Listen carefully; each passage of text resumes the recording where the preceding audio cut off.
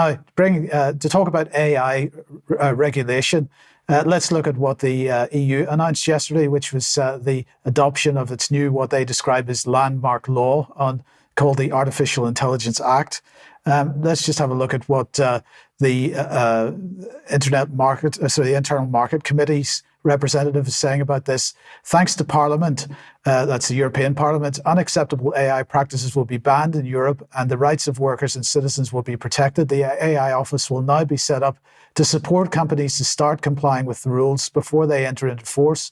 We ensure that human beings and European values are at the very centre of AI's development. So if you want to know a bit more about this, they have another article here on their website, which is entitled EU AI Act, First Regulation on Artificial Intelligence. They talk about unacceptable risk.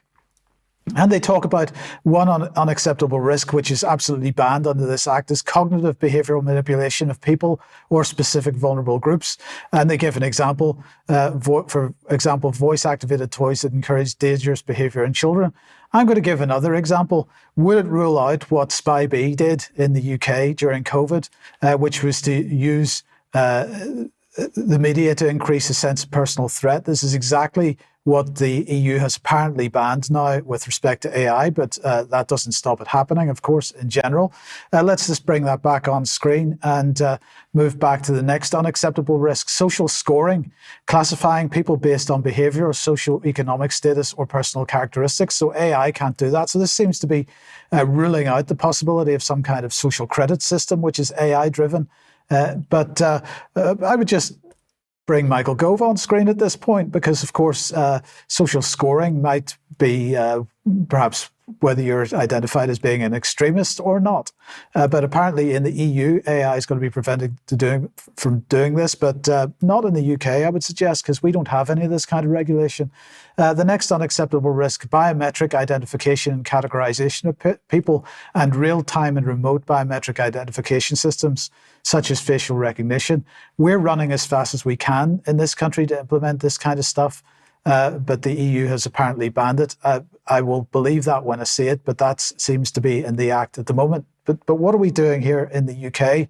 So let's put that back on screen and have a look at what the Council for Science and Technology and also the US equivalent at the Office for the President of the United States are up to. They're saying that they've issued yesterday a joint statement on science and technology, and they're saying the world faces complex and interconnected risks from climate change to biodiversity loss to aging societies. The COVID-19 pandemic illustrated the complexity of hazards that transcend national borders and the critical role of science and technology in identifying, preparing for, and mitigating global risks. They went on to say that the two organizations in this joint statement thus met on the 14th of March 2024 in Washington, D.C. to discuss matters of shared interest. We focused on the role of science and technology in responding to global challenges and the potential for the UK and USA to deepen cooperation around emerging technologies such as artificial intelligence. And they also said that they recognize other topics of importance to the bilateral UK-US science and technology relationship and identified the following areas of mutual interest: energy security and climate change, healthcare, synthetic biology, public trust and engagement with science and technology. So that last one is really particularly interesting because, again, they're really concerned the public are not trusting what they're being told with respect to science and technology. But the underlying undercurrent of all this is artificial intelligence. So sticking with the UK then, the AI agenda is moving on because the EU may be trying to regulate to some degree, but in the UK we're not. So we are now using AI fraud detection tools with respect to sanctions. So they're looking at 18,000 sanctions records, including those issued in response to Russia's invasion of Ukraine. And therefore, they're going to be using AI to look at 1,000 World Bank debarment records as well, including entities debarred from World Bank contracts. And they're going to use that AI to try to track what's going on there. But the question is then, what should the UK government be doing with respect to AI? Let's have a listen to Ruth Kelly from the National Audit Office and see what she has to say on this. Artificial intelligence could transform public services. and government believes AI could save taxpayers billions of pounds per year by improving productivity. Our report looked at how AI is currently being used in government and what its plans are for future AI use across departments. We surveyed government bodies, and we found that while AI is not yet widely used, 70% of surveyed bodies are piloting or planning AI use.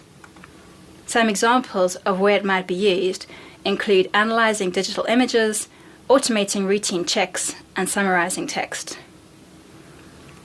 If government is to realize the benefits of AI, it will not only need to adopt new technology, but also change business processes, address data quality, and update aging IT systems. It's also crucial that government tackles skills gaps and the risks of unreliable or inaccurate outputs from AI. We're recommending that government's overall programme for AI adoption is ambitious, and that it supports this programme with a realistic plan to tackle barriers to AI's use. So they're aiming for an ambitious use of AI within government, and you'll notice there that she mentioned specifically analysing digital images. Would those be facial recognition images? She didn't specify. We'll keep an eye on this.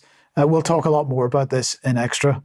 Okay, let's move on. If you like what the UK Column does, you would like to support us, please go to support.ukcolumn.org. All the options for helping us out are there. And we do need your support to keep doing what we're doing. So please head over there if you possibly can. You could pick something up at the UK Column shop.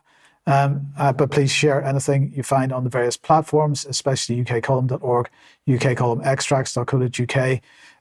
Debbie, your new blog is up.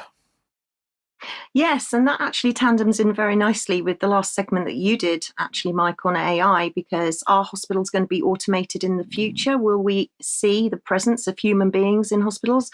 Maybe not. A little bit about parrot fever. NHS staff are now blaming us, the public, for discrimination.